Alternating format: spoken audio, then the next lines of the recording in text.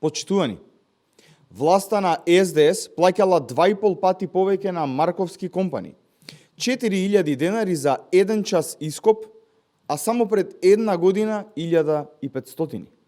Кога велиме дека криминалот на Марковски компани и СДС се гледа од авион, токму на ова мислиме.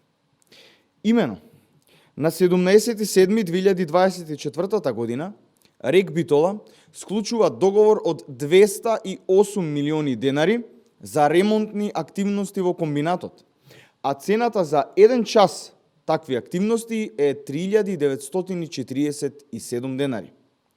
Ист ваков договор Марковски компани имал и претходната година, но тогаш чинел 1.516 денари час за ремонтни активности. Доколку РЕК Битола не го местеле тендерот за Марковски компани и останела цената од 2023 година, или истата за малку се покачала, државата ќе заштедела 90 милиони денари. И тоа е само од еден тендер. 90 милиони денари е разликата во цена од 2024 во однос на 2023 година.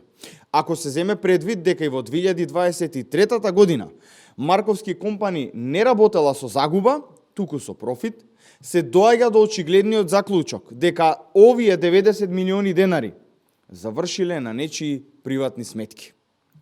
Дали овие 90 милиони денари завршиле кај Заев и Филипче, па сега така здушно го бранат преку своји судии и инсталации во одсуството газдата на Марковски компани од притвор.